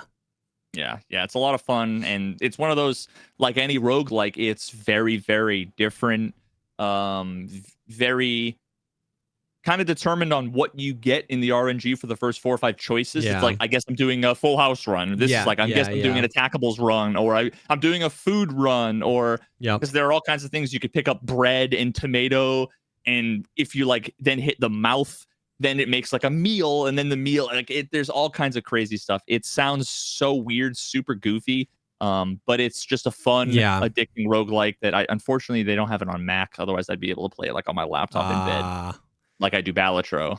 Dude, but thinking sometimes when I thought this a lot when I was playing Ballionaire, like what kind of person can think about all of those synergies? Like, it's so fun to learn them. Like, that's what's addicting about Ballionaire. You know what I mean? It's like, oh my God, this Joker and that Joker. Oh my, but like pen to paper, like Local Thunk was just like, I have a deck of cards. What if I added 700 Jokers that did weird shit to it? Like, how do you get there? It's just like, I don't have that piece of creative brain to be like, what if there was a pachinko machine, but like, there were dragons and spells and it was like a dam and there's waterfalls and water. Like, I don't know how you get from a pachinko machine to Ballionaire. Like, I don't, that creative gene is not present in my mind. It's crazy. I respect it. Yeah. I mean, a lot of it just comes from like, I've actually been throwing around. This is fun for me. It's not like, don't get excited. It's not something that'll like likely ever come to fruition, but I like making a game design doc and building out things. So I've been kind of working on one that's basically like almost like a hacking programming roguelike, where what you're effectively doing is like drafting code or different things. So like I know like have you ever done any programming at all? No. I wish I had. Have you ever there's so much programming stuff that's like people are still familiar with. Yeah. Like creating a variable, or there are like loops, like a for loop. Basically is like, I want to do this thing 50 times, go through this loop and do it 50 times. Okay. Or while some variable is true, like while this is true, do this until something in the middle will turn the switch off and then it'll continue down. Gotcha. Just thinking about like all the different concepts of like recursion and functions and variables. And an interesting thing about like effectively what you're doing is building kind of code line by line. You're not typing it. You're choosing the things. Interesting. But so I've been kind of going down the rabbit hole of designing that kind of thing. And what you end up with is like, you have an idea, and then you think about all of the logical things that come from that idea, and then any adjacent, it really comes more naturally than you'd think. Yeah, I see what you're saying. If you had an idea. Yeah. Starting, and then a lot of times it comes from also playing it. Like, have you ever played Ballionaire and thought, I wish there was a card that did this? Yeah. That's probably how he came up with fucking half of the cards. Yeah. That makes a lot of sense, where like some almost like pillar, he had to start with like, what if Pachinko had a bunch of random stuff that, you know, made it fun and whatever. And then that kind of, you just like go from there with like, oh, well, these 5 things. And then while you're doing that, you're like, well, what if these 5 things had these things? And yeah, I see what you're saying, where it's easier to start. I guess, yeah, with how overwhelming those games get, to me, it's like one day it didn't exist and one day it did. And I don't know how he closed that gap, but it was probably just like months and months and months, if not years, of like ideas and jotting stuff down. And he tried this and it didn't work or whatever, but I respect it. I think stuff like that is so cool. That reminds me too of a question I had today that piqued my curiosity, and I put it on my list of like potential future video ideas that I'll never do, but like add it to my list. which was, so I've been playing The Binding of Isaac, which I Yeah. think came out like 2011. And there's been DLCs and updates and whatever. And I haven't played the games in like 10 fucking years.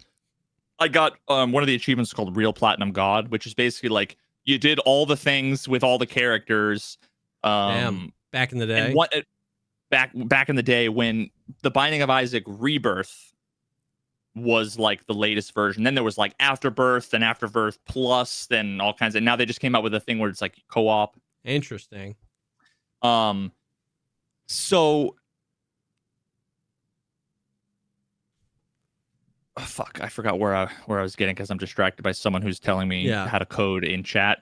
You've been back on Isaac? Yeah, so I got back to right. So I was talking about the Real Platinum God. One of the things, have you seen? You came in the chat earlier while I was playing. Yeah. Have you seen like any of it, or did you watch any of like Northern Lion back in the day? Yeah, even before I have seen footage of people playing Binding of Isaac. I think I kind of get the gist of like you're basically going from room to room. Yeah, there's picking up like a set. And stuff. There's a set thing with like rules where there's multiple floors. Every floor has a boss. Every floor has an item room. Yeah. Every floor has a shop. And, you kill things, there's random drops, random items, you pick up the items synergize together in really interesting and cool ways, which is, I think the complexity doesn't come so much from thinking about all the different Joker cards or all the different items. It comes from how they can interact in an interesting way. Gotcha. To where you would want to build like my optimal deck in Ballotro would be like, I want like the vampire, which, removes all of the modifications from cards, plus the golden one that makes all the face cards turn golden when you play them. Yes. That is like an engine where it's like infinite, like, things like that that are really interesting. And The Binding of Isaac is one that does that incredibly well. Really, it's one of those things that's like it's unexplainable to anybody because like the game is based on you're a child whose mother is a religious fanatic who thinks the devil is in you and wants to like kill you because God told him to. Okay. I did Isaac, not know that. So you are a baby, a child, and your primary weapon is tears. What you're shooting is tears because your mom is like, God wants me to kill you, and comes after you with a knife. I don't think I realized how dark the core conceit of the game was. Yeah, like the fourth level is you're in your mother's womb, killing her from the inside. It's a fucking dark, mega dark. All the items are like, there's one item that's mom's knife. There's another item that's like mom's underwear. Like there's a million things. It's so what? Dude. So it's like unexplainable. It's unexplainable, and it's a very like it's a very dark. You're a child in the worst possible scenario. A lot of it's metaphorical, but you're going through the basement, running from your mom until you end up like fighting Satan.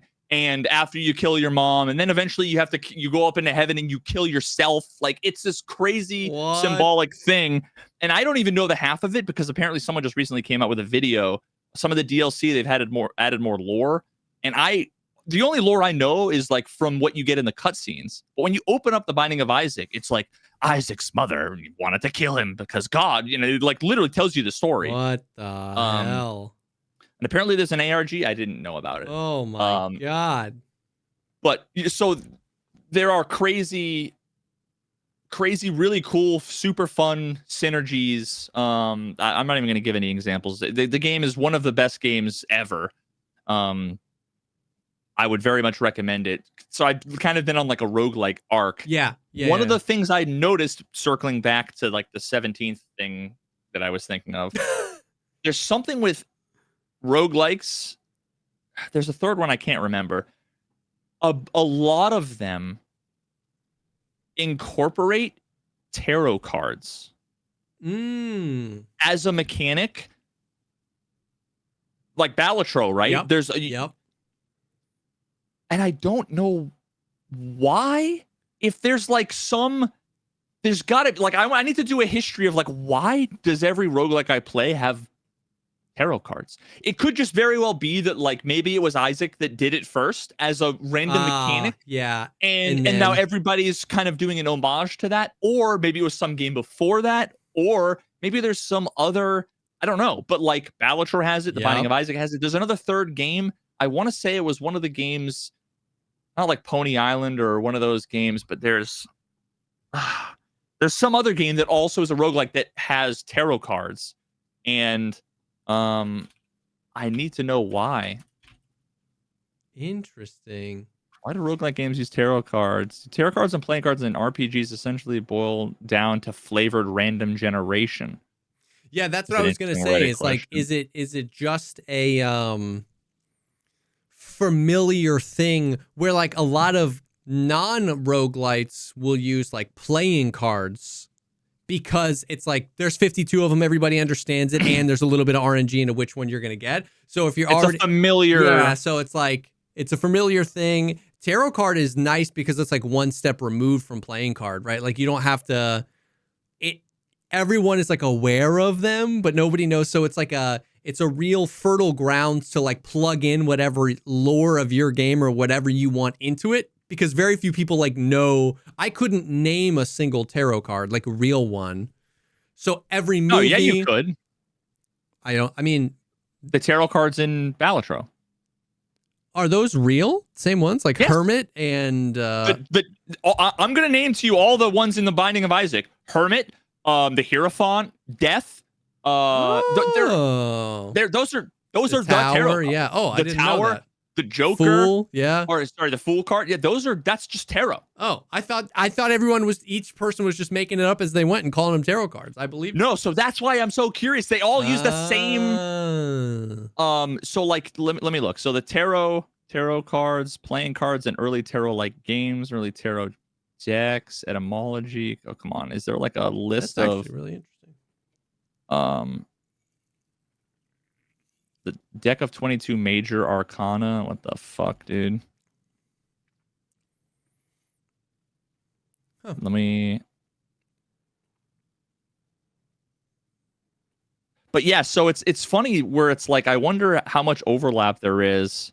Yeah, Justice, the Moon, the Star, the Lovers, the Devil, Judgment, the Emperor. Wow. So like the Emperor in Ballionaire, what does that do? Oh, does that give you 2 tarot cards? It's a tarot card that gives you 2 tarot cards, right? Yeah. In Isaac, it takes you directly to the boss room. It teleports you directly to the boss room, so you skip everything else. Strength in Ballionaire makes it 2 upgrades cards. The card like it would make 7 and 8. Yeah, one number. Yeah. Whereas in Isaac, it basically like makes your character bigger and like +1 to all your stats for the current room. The Fool. What does the Fool do in Ballionaire? The Fool is the one that you get whatever previous tarot card you played. You turn the Fool into whatever previous tarot card you played. Interesting. So the Fool takes you back to the spawn in Isaac. So there's like clearly there's some like idea behind the tarot cards that they then take that concept and they say, how can I make this? How can I apply the concept? Like the Fool is probably like the guy who does the same thing over and over and over again. Yeah. You know, like take that concept and make a game mechanic out of it in a way that makes sense in the universe of your game. Of whatever the game is. Yeah. Yeah. That's so. What was the name of the card in Ballionaire that had like a 25% chance to enhance one of your jokers? The Wheel. Wheel of Fortune. The Wheel of Fortune, it spawns a wheel of like a slot machine. So where you put a coin in and it like either eats your coin or it spits out like an item. Dude, that's so funny. That is crazy. Yep. I didn't even know that I was learning about tarot cards when I was playing Ballionaire. Yeah, those are all real tarot cards. You can go online and look at like all the art and whatever. So, bro. But I'm just so curious if there's any deeper connection or if that's just a really nice, convenient. Yeah. That is super interesting. Like, I on the same thread in my little game design doc for the game I'll never make. I was thinking about if you have this little roguelike, like hacking terminal kind of simulator, some of the things you start to think, okay, well, there's like these Joker cards for Balatro, right? There's all these meta stuff with Isaac. I was like, you can affect like the cards that you're playing in Balatro, but then there's a thing where it's like a meta larger effect over everything. Yeah. Upgrades. I was like, oh, there could be like hardware.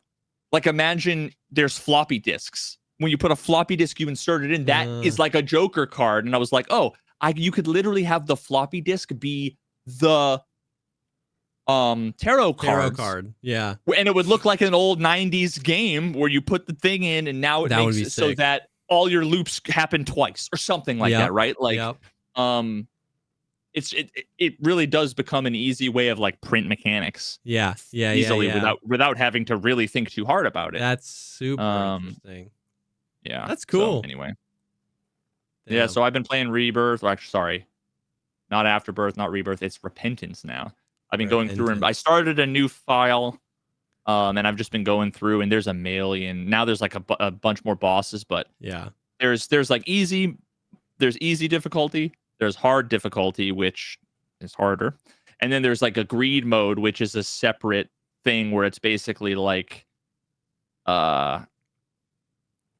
it's a slightly different way of playing, like outside of the normal loop, and then there's like 20 different characters, and each character has like a different set of like core conceits. It's almost like the different decks in Balatro. Gotcha. Okay. Where Isaac starts with like the normal kind of balanced sort of default stats, but he starts with a D6, and what the D6 is every time you finish a room, you get like a charge. Once you get the charges, the D6 means that if you walk into the item room, there's an item on the pedestal, and you're like, I don't like that item. You use the D6, it uses all the charges, and it randomly re-rolls it to another item. So you can go through, and it's almost like, well, now you get a chance to say, like, oh, this item is shitty, let me try. And sometimes it's God tier, sometimes it's shitty. Yep. And then there's another character that is, I think her name's Eve. And so she starts off with like a little bit, and I'm kind of making this up, I don't remember exactly, but you get the gist. Yeah. A little bit less damage, but like, maybe she moves a little bit faster, and she starts with an item that's like a passive item that's called the Whore of Babylon. And when your health gets down to below or to 1 red heart or less, you can have a half heart, then you basically turn into like a demon woman, and you move faster, do a lot more damage. And in that game, there's you normally have red hearts, right? But there are other hearts. There are these blue hearts and black hearts. When black hearts get used up, like you get hit, it does damage to like everything in the room. And then the blue hearts are basically, they're hearts that are like temporary. When you lose them, there's not like a container that you can fill back up. Gotcha. So what you want to do is, and there's a different strategy kind of for each. Yeah. Just like each deck, right? There's a different strategy for each character, where it's like, what you kind of want to do is replace all your red hearts, get rid of you. So you want like 1 red heart and then all blue and black hearts, some way of keeping the blue and black hearts so that you're always in this Whore of Babylon sort of state. Yeah. Then there's another character that starts with 1 red heart, but he starts off with a book. It's the Book of Belial, which basically like, you summon the power of the devil or whatever for like 1 room every few rooms at a time, and it makes you super powerful. So you're kind of like glass cannon. Yeah. There's another one that is, I don't even remember what it's called, but basically you get hit once, you die. And part of the whole, like, you want to get real platinum god is you need to fill out, each character has a post-it note when in the character selection, and that basically tells you like what you've done with that character.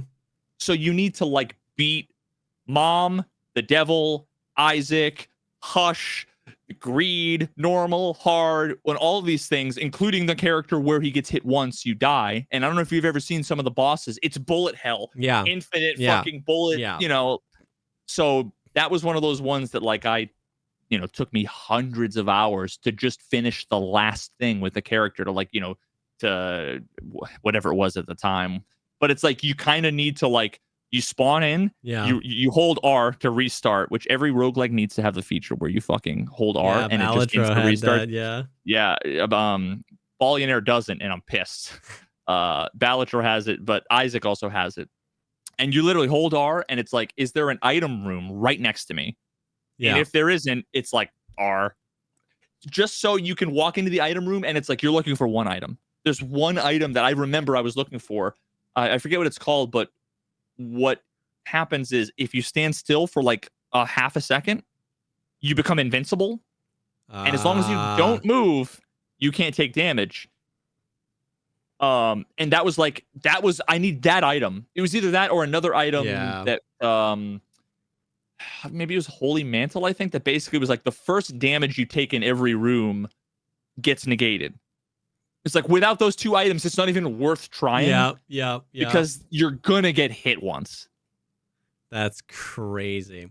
So there's a million characters. They're all super fun. There's so much like lore and interesting shit. And the entire game is about killing your mom, summoning Satan, avoiding poops and blood. And it's very fucking dark and like infantilizing. And what was going on in that guy's brain when he made that? Holy You should watch.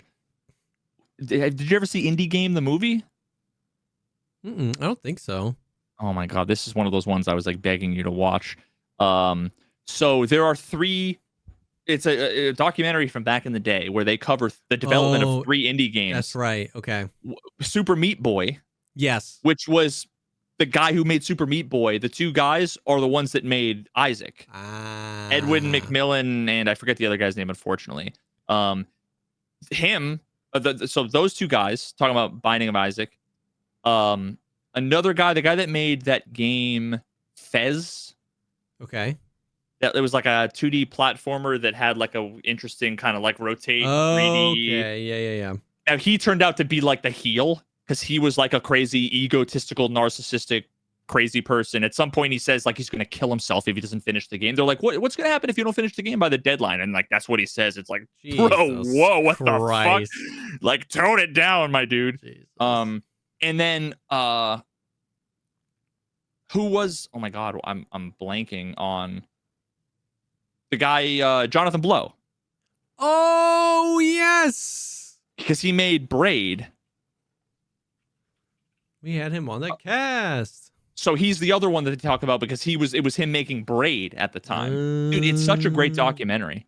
It's such a great documentary. You have to watch it. It just covers like the ups and the downs of like indie game development. It's called Indie Game the Movie. Indie Game the Movie, okay. Fucking watch it. Yeah, fantastic. But yeah, I mean, like they talk a little bit about themselves, and you get an idea for where Edwin McMillan's coming from. He's pretty metal. Damn. Yeah. Damn. And I'm sure that like Isaac from the Bible, like, was he the one that his dad was like, kill your son? Yes. Okay, so Abraham, I mean that's like, yeah. Abraham was told, kill your son, bro. And he tried to do it. And then right at the last minute, the angel said, nah, fam. Good work. Yes, so okay. Binding of Isaac's plot is very loosely inspired by the biblical story of the same name. Yeah. Isaac, a child, and his mother live in a small house on a hill, happily keeping to themselves, with Isaac drawing pictures and playing with his toys, and his mother watching Christian broadcasts on television. One day, Isaac's mother hears a voice from above, which she believes is God. The voice states that her son is corrupted with sin and needs to be saved. It asks her to remove all evil from Isaac, and his mother agrees, taking away his toys, drawings, and even his clothes. which is why you're a naked boy in tears. The voice speaks to Isaac's mother for a second time, stating that he must be cut off from all that is evil in the world. Once again, his mother agrees and locks Isaac in his room. Now, for the last time, the voice speaks to his mother and states that she's done well, but still questions her devotion and tells her to sacrifice her son. She agrees, grabs a butcher's knife from the kitchen, and walks to Isaac's room, preparing to sacrifice him. Isaac, watching through a sizable crack in his door, starts to panic, finds a trapdoor hidden under his rug, and jumps in. Just as his mother bursts through his bedroom door, it is then assumed that the start of every new run is just after Isaac jumps into the trapdoor. Gotcha. So you're in like the mind and subconscious and imagination of like a child running from his crazy mom who wants to kill him. Until Repentance extension in the remake, there's no clear conclusion or even consistent narrative to the story past this point. The original game features 13 possible endings, one after each major boss fight. The first 10 endings serve as introductions to unlocked items and mechanics. The final 3 suggest meaningful evidence to understand the conclusion, although it's not revealed until a new game and 3 DLCs later. During the game's cutscenes through 2 levels or floors, Isaac is shown curled up in a ball, crying. His thoughts are visible, ranging from rejection from his mother and humiliation from his peers to a scenario involving his death. God damn, dude. That's crazy. It's all about like poop and cancer and blood and death and Satan and God, and it's a crazy narrative. Holy cow. Yeah, it's wild, dude. God damn, dude. That is crazy. I need a documentary just on the game. Apparently there's a video that came out recently, so I'm gonna watch it. Send it to me. I'm like mad interested. That's so crazy. Damn. Well, that's sick, man. That's cool. Yeah, that's kind of the stuff. Not a whole lot else going on. I've been in Tarkov. You've been in Isaac. That's cool. Yeah. We're both metaphorically and literally shit cakes. Yeah. Yes. Yes. They both are. But yeah, that's cool. We'll we'll see how Tarkov goes. I've already been kind of jonesing to get back into Delta Force low key. So we'll I was getting through drops. I think there's arena drops this weekend, but I don't think I'll be partaking in the arena. We'll see. But yeah, thank you guys for hanging. As always, if you want more content like this, you can go to patreon.com/thepodcastpod. You can get early ad-free access to these episodes and even additional episodes just for the patrons over there. We appreciate everyone that hangs out there. We appreciate you for hanging out here and enjoying the episode and our cathartic release of talking about the shit cake that is Escape from Tarkov and the fun we have talking about other games. I know we've been back on Tarkov a lot, wipe, lots of things happen, but I feel like previously it's been nice talking about like not Tarkov and other games, stuff that interests us, movies, TV shows, freaking... Yeah. So thank you guys for being here. Thanks for hanging. And we will definitely see y'all on the next one. Peace.